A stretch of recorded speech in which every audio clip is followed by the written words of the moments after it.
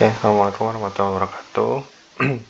Di pertemuan ini saya terangkan secara singkat dalam video ini. Semoga teman-teman bisa paham mengenai materinya gitu ya. Nah, di pertemuan ini kita bahas tentang perkembangan manajemen. Kalau ini lebih ke gimana sejarah si manajemen ini dari satu fase ke fase yang lain, terus perkembangan teorinya dari zaman ke zaman itu seperti apa gitu. Nah, kita masuk langsung ke sejarah perkembangan manajemen. Nah, di fase pertama ini mengenai tentang pemikiran awal manajemen. Nah, di sini ditandai dengan dua peristiwa. Yang pertama adalah peristiwa yang menghasilkan buku yang dikarang oleh Adam Smith ya. Nah, di sana itu kalau kata Adam Smith, kalau manajemen itu adalah mengunggulkan gitu ya dari pembagian kerja itu tadi. Itu yang pertama. Terus yang kedua adalah merinci pekerjaan secara spesifik, dimulai dari tugasnya apa gitu kan, tanggung jawabnya apa dari setiap orang itu. Nah, yang ketiga adalah pembagian kerja akan meningkatkan produktivitas gitu. Jadi manajemen ini atau misalkan kalau dilakukan dengan cara pembagian kerja, nah itu akan meningkatkan produktivitas karena tadi adanya perincian pekerjaan yang spesifik gitu ya. Nah, kalau yang peristiwa kedua ini revolusi industri Inggris. Nah, kalau ini lebih ke teknis ya. Nah, di sana memerlukan teori tentang permintaan.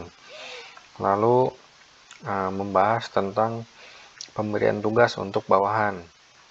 Nah, tugasnya tuh apa saja gitu ya. Setiap orang itu gitu ya, untuk bawahan-bawahannya itu atau untuk staffnya. Yang ketiga adalah mengarahkan aktivitas sehari-hari. Nah, aktivitas sehari-hari ini adalah apa aja sih yang harus dilakukan oleh si staff-staff ini tuh dalam kegiatan sehari-harinya gitu ya. Apa yang harus dicapai gitu, pekerjaan apa yang harus dilakukan. Nah, ini untuk fase yang pertama.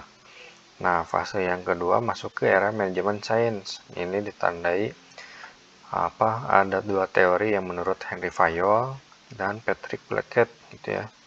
Kalau Henry Fayol ini membahas tentang apa aja sih fungsi dari manajemen gitu ya.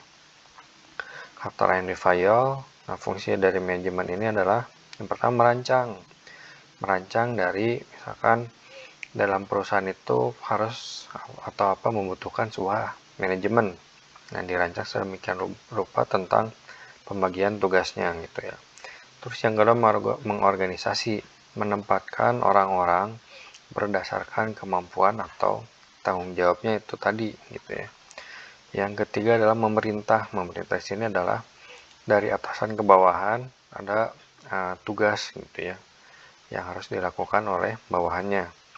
Yang keempat adalah mengkoordinasikan. Jadi antar lini itu, antar divisi itu harus saling berkoordinasi untuk mencapai tujuan dari perusahaan.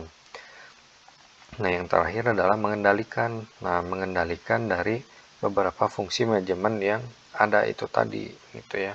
Sehingga kalau dikendalikan itu proses manajemennya bisa berjalan dengan baik gitu. Itu yang diharapkan dari fungsi manajemennya Henry Fayol. Nah, kalau yang Patrick Blackett, nah ini biasa lebih ke mengenai riset operasi. Nah, ini lebih ke statistika tadi gitu ya. Mengkombinasikan antara mikroekonomi dan statistik gitu ya. Terus yang kedua menyelesaikan masalah di bidang operasi dan logistik gitu ya. Nah, ini lebih ke arahnya lebih ke operasional ya di dalam perusahaan. Nah, masuk ke fase ketiga yaitu era manusia sosial. Nah, sini ada tentang atau teori dari Mary Parker Follett.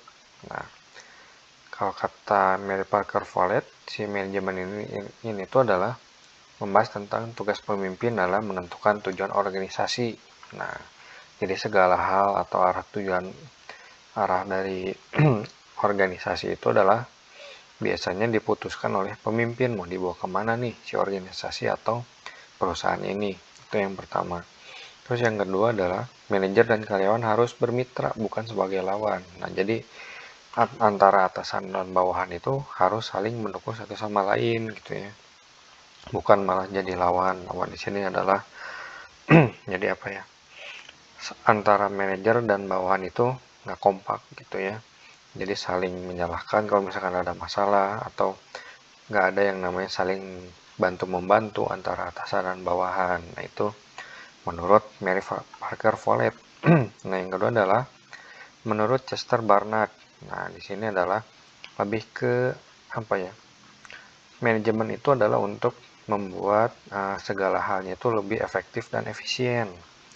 Nah, di sini dibahas. Jadi kalau efektivitas itu adalah kaitannya dengan pencapaian tujuan gitu ya. Gimana caranya biar tujuan tercapai tapi dengan cara yang cepat, biasanya kayak gitu. Kalau yang efisiensi ini biasanya sejauh mana motif individu itu terpuaskan gitu ya dengan cara keefektifannya tadi gitu ya. Nah, terus kalau yang ketiga kerjasama. Nah, jadi komunikasi dan tujuannya itu elemen yang universal. Nah, jadi yang ditekankan di sini adalah bahwa komunikasi dan tujuan itu sangat penting dalam manajemen gitu. Nah, tujuan memang harus ada. Nah, tapi gimana caranya biar tujuannya itu tercapai ya harus ada komunikasi, harus ada kerjasama itu tadi. Nah, itu untuk di fase yang ketiga. Di fase yang keempat masuk ke era modern. Nah, ini yang mengeluarkan statementnya itu Edward Deming dan Joseph Juran. Nah, apabila kualitas ditingkatkan, katanya gitu ya, maka akan ada yang namanya berkurangnya biaya karena berkurangnya biaya perbaikan gitu ya. Nah, jadi semakin baik kualitas sebuah barang atau kualitas sebuah mesin gitu ya, nah maka biaya perbaikan pun biasanya akan berkurang karena memang kualitas mesin yang dipakai untuk produksi itu bagus misalkan. Terus yang kedua produktivitas meningkat. Ini pasti karena nggak ada yang namanya kerusakan mesin gitu ya, nggak ada yang harus diperbaiki gitu ya, maka produktivitas pun bakal meningkat gitu ya. Terus yang ketiga adalah pangsa pasar meningkat karena harga menurun. Kok ini bisa terjadi gitu? Karena tadi produktivitas meningkat, mesin produksinya terus berjalan, nggak ada kerusakan, maka nanti produk yang dihasilkan pun semakin banyak. Nah, sehingga bisa mengembangkan pangsa pasar. Nah, harganya pun bisa menurun karena pangsa pasarnya semakin banyak gitu ya. Produknya lebih banyak, pasarnya lebih banyak. Nah, maka dari itu harganya pun bisa diturunkan gitu ya. Terus otomatis keuntungan pun meningkat karena dari segi pangsa pasarnya lebih luas, dari segi produk lebih banyak gitu. Terus yang terakhir adalah jumlah pekerjaan meningkat. Nah, kenapa jumlah pekerjaan meningkat gitu? Karena jumlah permintaan pun pasti meningkat juga gitu ya. Karena misalkan barangnya kualitasnya bagus gitu ya, barangnya banyak gitu kan, sehingga nanti permintaan pun semakin banyak. Nah, maka jumlah pekerjaan pun pasti akan meningkat. Nah, itu untuk fase 4 di era modern gitu. Ada juga ini masuk ke evolusi teori manajemen. Ada aliran manajemen ilmiah yang kalau kata Frederick Taylor, nah, manajemen dan tenaga kerja mempunyai kepentingan bersama dalam meningkatkan produktivitas. Yang kedua adalah menggunakan studi gerak dan waktu, time and motion study gitu ya. Nah, terus ada juga penentuan upah per potong, differential rate system atau sistem tarif berbeda. Nah, kalau ini lebih ke jadi bekerja itu sesuai dengan pekerjaannya atau tingkat beban pekerjaannya, upah dari segi upahnya gitu. Jadi kalau misalkan seorang mengerjakan 5 potong, ya udah upahnya 5 potong. Seorang ngerjain 10 potong sesuai dengan jumlah potongan itu tadi. Itu kata Frederick Taylor. Nah, kalau kata Henry Algen, nah itu ya. Nah, ini meninggalkan sistem tarif yang berbeda gitu ya. Meninggalkan teori Frederick ini gitu kan, karena dianggap terlalu kecil dan memberikan dampak motivasi gitu ya. Terus kalau ini menekankan bahwa di sini tuh ada sistem bonus gitu ya. Jadi setiap orang yang menyelesaikan pekerjaannya nanti akan mendapatkan bonus. Gak hanya pekerjanya tapi atasannya juga gitu ya, akan dapat bonus gitu. Itu kata Henry L. Jen gitu ya.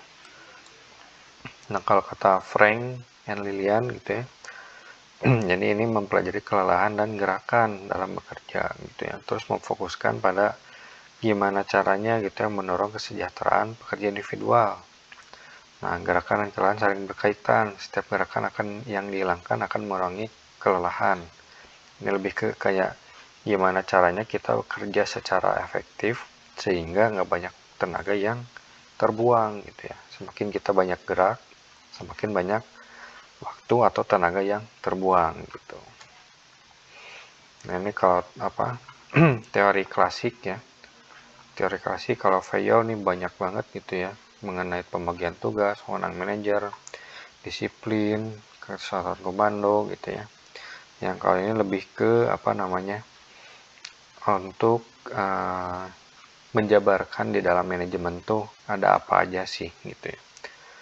Terus kata Max Weber di sini, manajemen birokrasi menekankan pada kebutuhan akan hierarki yang ditetapkan dengan ketat untuk mengatur peraturan dan wewenang yang jelas. Jadi ada yang namanya kayak organigram gitu ya. Dalam organisasi kan suka ada struktur organisasi ya. Nah, di situ biasanya mengatur tentang wewenang dan tugasnya secara jelas gitu.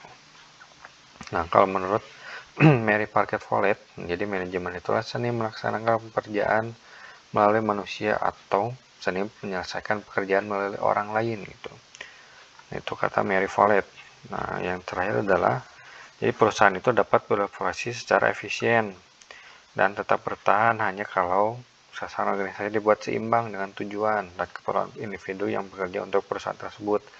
Jadi perusahaan bakal efisien kalau misalkan sasaran organisasi itu dibuat seimbang dengan tujuan dan keperluan individu gitu ya. Jadi kalau tujuannya 50 gitu ya, sasaran organisasinya 50, jangan 40 gitu.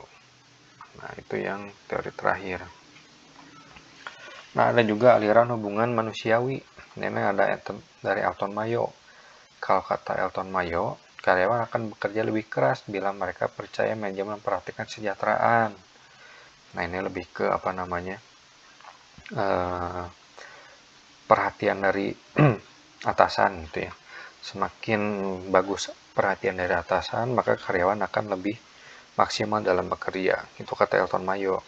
Terus kalau Abraham Maslow ini mungkin teman-teman udah pernah dengar ya teori kebutuhan gitu ya. Teori hierarki kebutuhan. Nah, dibagi-bagilah gitu ya. Jadi manusia itu perlu tentang aktualisasi diri gitu ya. Kebutuhan dihargai di masyarakat, terus cinta dan perasaan memiliki gitu ya. Kebutuhan keamanan lebih ke keamanan pribadi, keamanan dalam pekerjaan, kesehatan gitu ya, rumah. Terus kebutuhan fisiologis, kalau ini lebih ke makanan gitu ya, minuman, tempat berteduh, pakaian, tidur gitu ya. Nah, ini tentang teori motivasinya Abraham Maslow gitu ya.